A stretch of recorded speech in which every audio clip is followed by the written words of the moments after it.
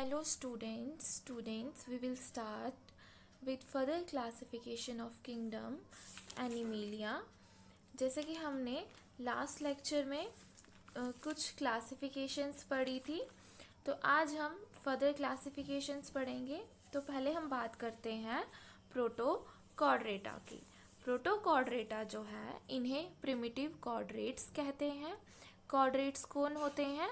जिनमें नोटोकॉर्ड की प्रेजेंस होती है, मींस नोटोकॉर्ड की प्रेजेंस के कारण एनिमल्स को कॉर्डेट कहा जाता है। तो प्रोटोकॉर्ड कौन होते हैं? Primitive chordates. जो प्रोटोकॉर्ड होते हैं उनमें notochord long rod like sport structure जो है वो बैक ऑफ एनिमल में प्रेजेंट होती है, बट सभी प्रोटोकॉर्ड्स में नोटोकॉर्ड प्रेजेंट नहीं होती है। इनमें प्रॉपर नोटोकॉर्ड जो है वो प्रेजेंट नहीं होती है हर एक स्टेज पे। अब हम इसकी कैरेक्टरिस्टिक्स के बारे में पढ़ेंगे। प्रोटोकॉर्ड जो है उसमें नर्व कॉर्ड प्रेजेंट होती है। ये बायलैटरली सिमेट्रिकल होते हैं। इन्हें 2 इक्वल हाफ्स में एक प्लेन के साथ डिवाइड किया जा सकता है।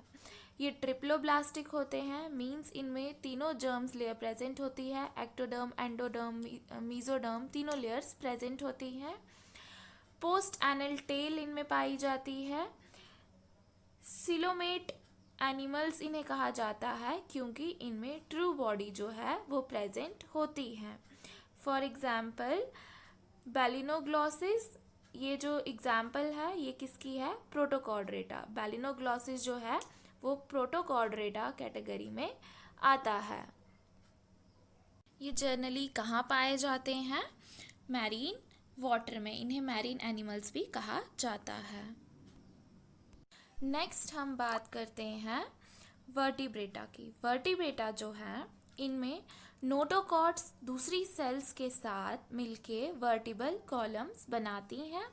वर्टिबल कॉलम्स जो हैं वो हमारी बॉडी को प्रॉपर शेप स्ट्रक्चर देती हैं और सपोर्ट भी करती हैं।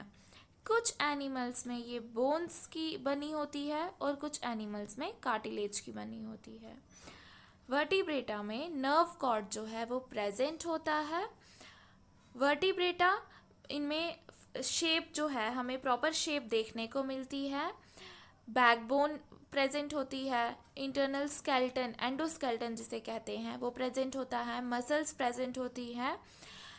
They have blood that circulates through blood vessels and lungs for breathing. इनमें ब्लड जो है वो सर्कुलेट होता है पूरी बॉडी में ब्लड वेसल्स की हेल्प से।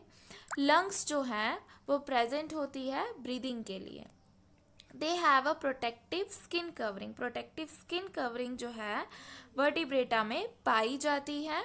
इनमें लेग्स, विंग्स, फिन्स जो है मूवमेंट के लिए प्रेजेंट होते हैं। नर्वस सिस्टम ब्रेन के साथ जो है वो प्रेजेंट होता है। ह्यूमंस में नर्व कॉर्ड जो है वो nervous tissue of brain and spinal cord में डेवलप होती है। ये बायलैटरली सिमेट्रिकल होते हैं, ट्रिप्लोब्लास्टिक होते हैं।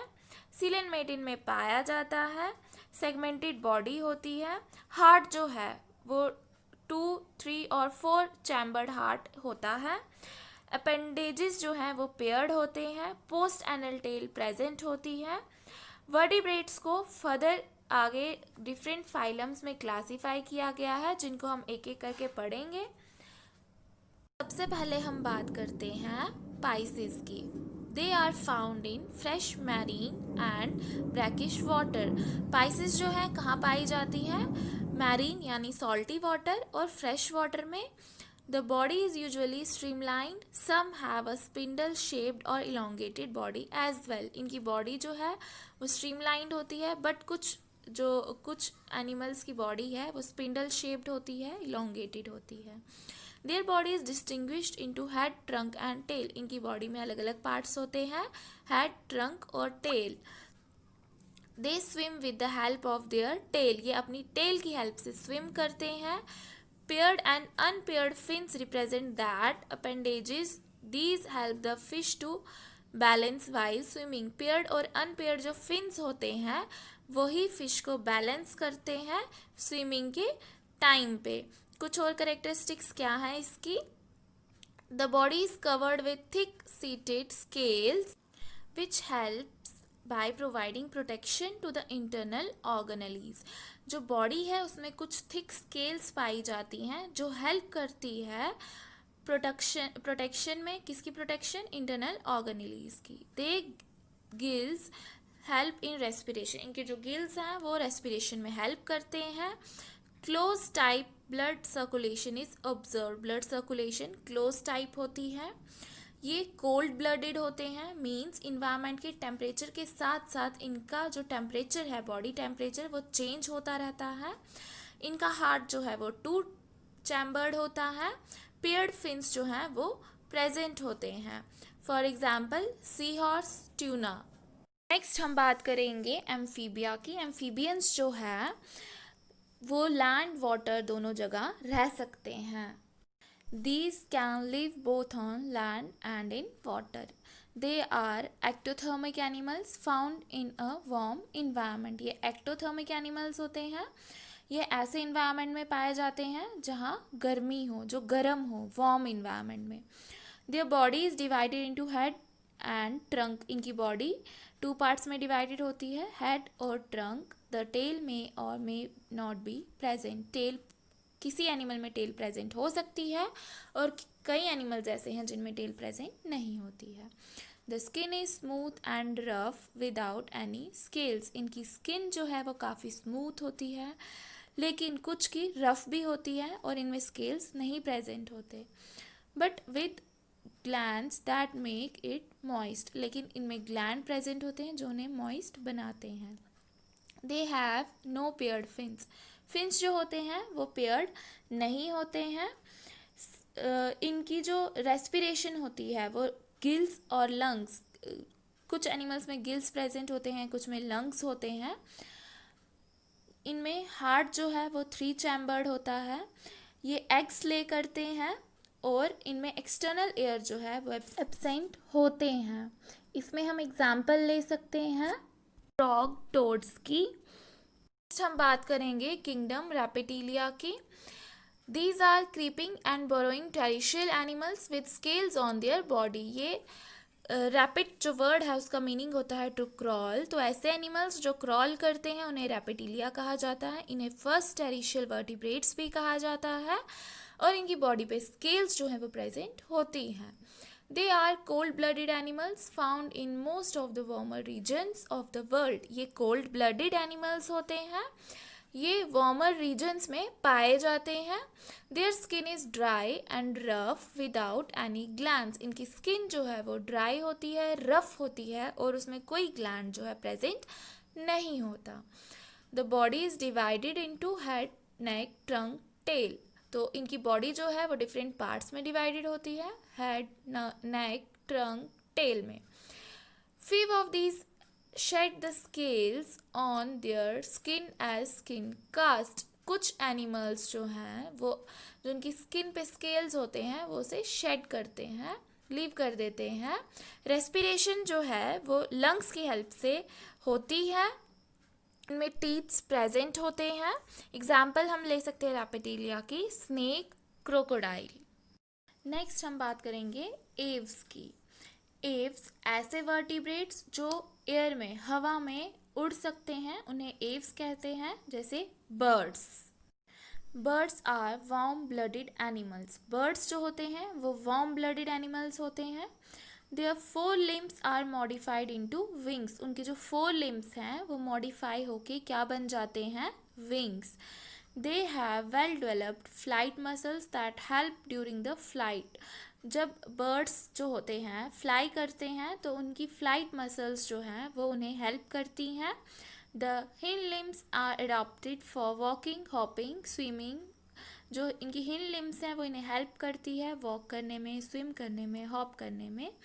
There are epidermal scales on their legs. इनकी लेग्स पे स्केल्स प्रेजेंट होती है। इनकी बॉडी जो है वो फीदर से कवर्ड होती है। बॉडी पे स्केल्स जो हैं वो प्रेजेंट नहीं होते, सिर्फ फीट पे ही स्केल्स प्रेजेंट होते हैं। They have no teeth, teeth जो है प्रेजेंट नहीं होते। इनकी जो मॉडिफाइड बीक होती है इनमें, मीन्स इनकी जो बीक है, चोंच, वो पाई जाती है। दे हैव शार्प आईसाइट, इनकी आईसाइट काफ़ी शार्प होती है। They have spongy and elastic lungs for respiration, ये रेस्पिरेशन लंग्स की हेल्प से करते हैं और इनकी लंग्स स्पॉन्जी होती है, इलास्टिक होती है। इनमें वोकल ऑर्गन प्रेजेंट होता है जिसे स्फिंक्स कहते हैं। बोन्स जो हैं, एंडोस्केल्टन जो है, काफ़ी लाइट और स्पंजी होता है, उसी की हेल्प से ये फ्लाई कर पाते हैं। अगर बोन्स हैवी होगी, बॉडी हैवी होगी, तो ये फ्लाई नहीं कर पाएंगे। इनमें जो बॉडी टेम्परेचर है वो कांस्टेंट रहता है, चेंज नहीं होता है। हार्ट 4 चैम्बर्ड होता है। ये ओविपोरस होते हैं, ये एग्स ले करते हैं, फॉर एग्जाम्पल हमिंग बर्ड। उसके बाद आता है Mammalia. Most evolved animals of animal kingdom इन्हें कहा जाता है। ह्यूमन बींग्स भी क्लास मैमेलिया के अंदर ही आते हैं। Breathe air, they have lungs, इनमें लंग्स प्रेजेंट होती है, लंग्स की हेल्प से ये रेस्पिरेशन करते हैं। आर एंडोथर्मिक वार्म ब्लडेड, ये वार्म ब्लडेड होते हैं, इन्हें एंडोथर्मिक भी कहा जाता है। हार्ट जो है 4 चैम्बर्स में डिवाइडेड होता है। जो फीमेल्स हैं वो मिल्क प्रोड्यूस करती हैं, अपने यंग वंस की जो है उनकी केयर करती हैं। ये एग्स ले नहीं करते, ये सीधे यंग वंस ही प्रोड्यूस करते हैं। इनकी बॉडी पे हेयर प्रेजेंट होते हैं, स्वेट ग्लैंड्स पाए जाते हैं इनमें। एयर जो है वो एक्सटर्नल होते हैं, एयर हम देख सकते हैं। उसके बाद ये हर तरह के हैबिटेट में रह सकते हैं। मूवेबल आईलिड्स इनमें प्रेजेंट होती है। मोस्टली ये टेरिशियल होते हैं, बट कुछ एक्वेटिक होते हैं, जैसे वेल। वेल जो है वो कैटेगरी मैमिलिया में ही आती है। उसके बाद ह्यूमंस हो गए, बैट, कंगारू, ये सब मैमिलिया के क्लास में ही आते हैं। नेक्स्ट हमें एक छोटा सा टॉपिक यहाँ दिया गया है आपकी टेक्स्ट बुक में, नोमेनक्लेचर, बाइनोमियल नोमेनक्लेचर। इसका कंसेप्ट कार्लिस लिनस ने दिया था। इन्हें फादर ऑफ टेक्सोनॉमी भी कहा जाता है। टेक्सोनॉमी क्या होती है ये हम पढ़ चुके हैं। नोमेनक्लेचर क्या होता है? लिविंग ऑर्गेनिजम्स को नाम दिए गए हैं जो कि पूरी दुनिया में उसी नाम से जाने जाते हैं। जैसे ह्यूमन बींग्स को होमो सैपियंस के नाम से जाना जाता है। ऑल ओवर वर्ल्ड एक स्टैंडर्ड नेम से लिविंग ऑर्गेनिजम्स को जाना जाएगा तो वो बहुत ही कन्वीनियंट हो जाता है। इंडिया में बहुत सी लैंग्वेजेस बोली जाती हैं।